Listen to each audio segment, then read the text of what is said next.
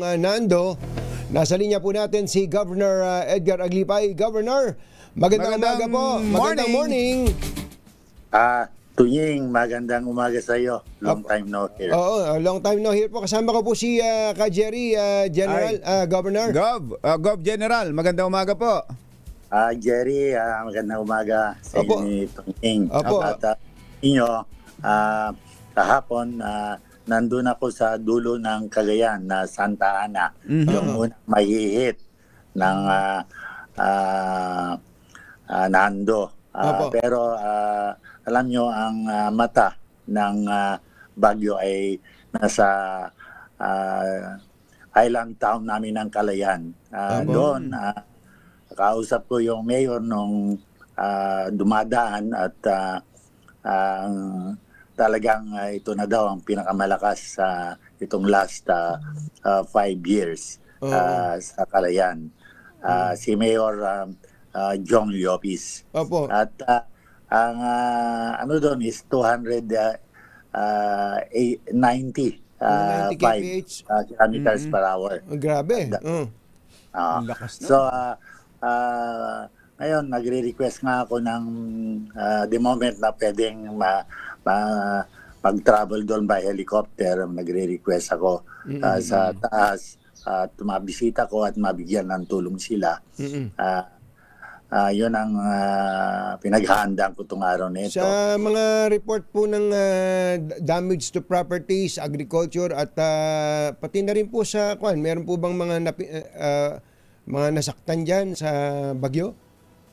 Sa ngayon, wala pa naman tayong reported na casualty. Pero alam nyo, sa ngayon, 20 towns ang affected, 143 barangay sa 6,126 family at individual halos 18,000. Sa ngayon, ang damages sa agriculture, mga farmers na naapektuhan na 34,000, yung areas affected around 30,000 hectares, at ang value around ng nasira 400 million pesos. Laki ng damage. May mga lugar ho bang mga nawalan ng kuryente, nawalan ng communication? Kayo, mabutit may communication packet, na-contact pa namin kayo. Pero marami ho bang, may mga lugar ho bang dinaanan itong Sinando na parang isolated ngayon at dahil nawalan ng kuryente, nawalan ng komunikasyon? Lahat ng towns natin, sa ngayon, brown out dito sa northern part of Cagayan ang kuryente. Pero alam mo, may generator ang mga munisipyo natin at may solar power generated system ang mga ibang towns natin. Lalo na yung Santa Ana, meron tayong solar power generated na nagbibigay ng kuryente sa ating munisipyo. So, nagpapangisyon naman ang ating mga local governments dahil yan nga ang pinaghahandaan ng Cagayan. Dahil sa 80% ng ating weather disturbances ay dumadaan sa amin. Ang problema pa ng Cagayan is habang may ulan dyan sa taas, papunta dito yung tubig.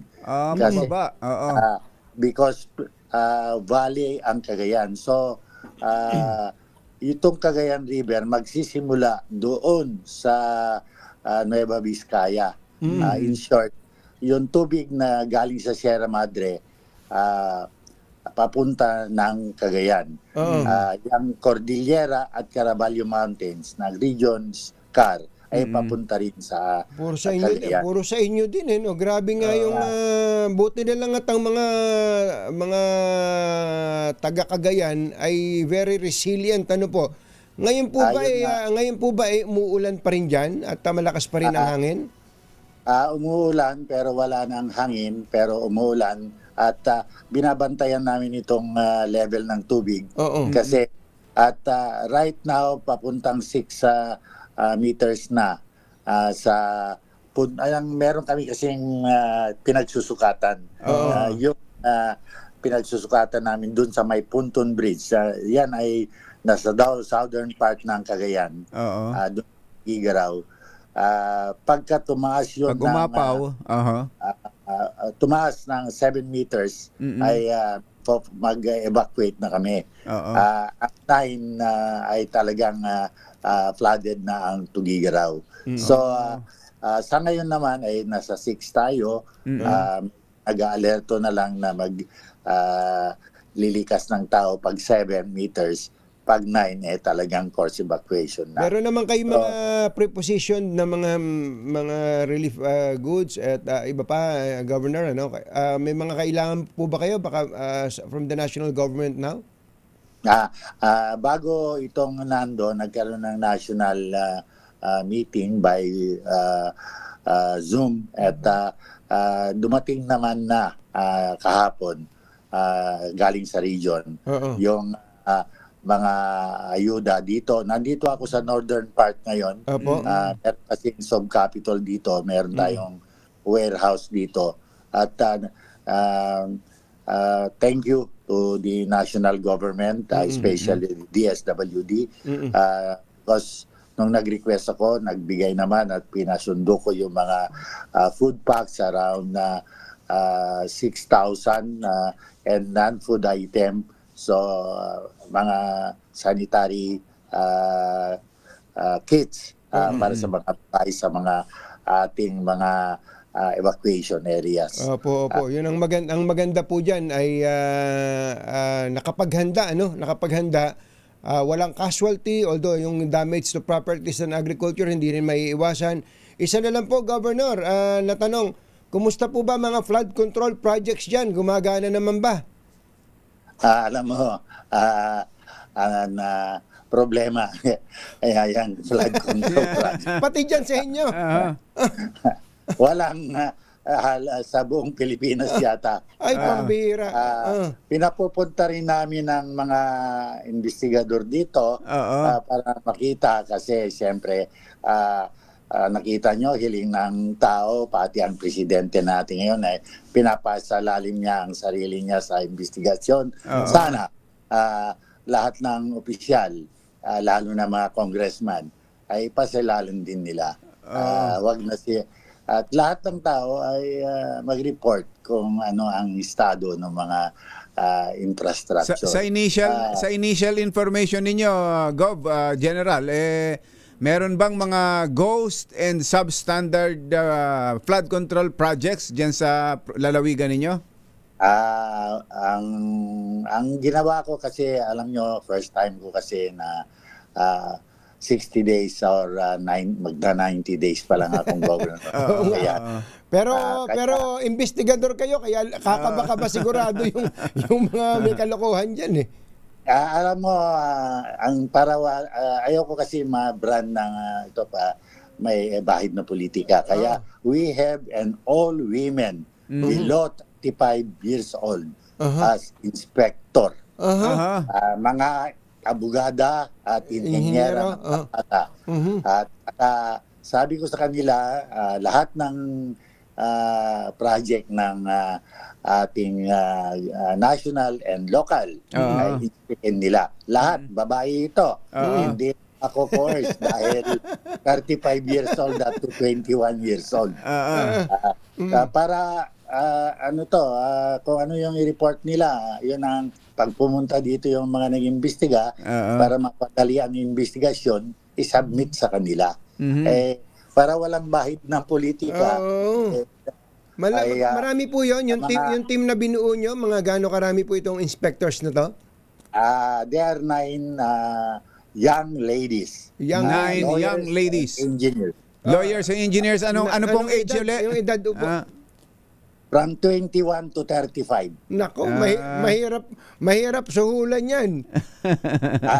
Kaya nga, para kasi minsan, pagka nagpapaimbestiga ka, sasabihin nila dahil sa politika. Ito, minute ko sila kahapon and sabi ko, kung ano man yung nakita nyo, i-report nyo. Sabi ko, yung security ko, kayo muna i-secure nila. Sabi ko. Kapag ghost, hindi makikita 'yon. Initial report, meron bang sa tingin nyo meron ganon?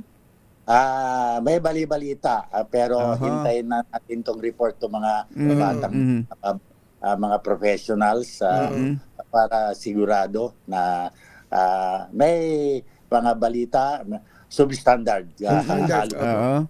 Pero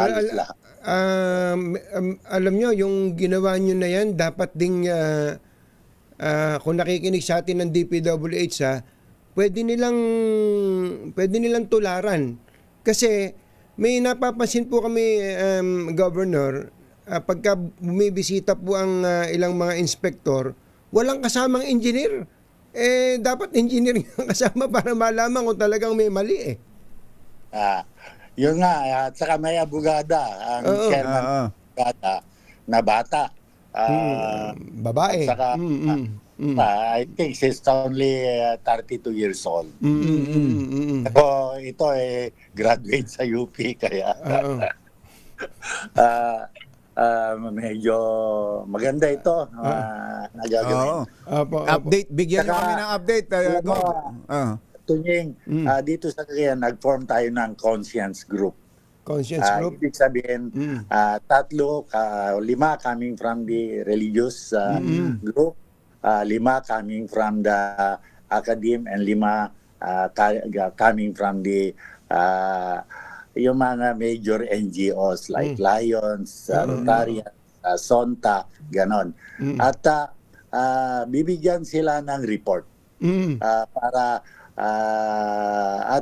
pwede nilang sabi namin kung meron kayong mga nakikitang kasi dito dahil sa politika, kasi dito sa Cagayan yung nag-iisang cabinet member namin against the congressman, against the governor, governor against former governor, yung former governor against the congressman, against, lahat dito three-cornered fight pero sila kaibigan ko lahat. Opo.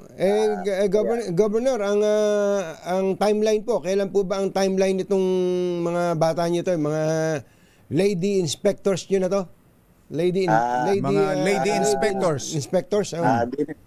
Hinihingi ko sa kanila kahapon kung binibigyan ko sila ng 15 to 30 days. 15 to 30 days. Hiningi ko na yung listahan ng project ng DPWH sa region at binigay naman akin. At yun, binigay ko sa kanila. Yes, sir.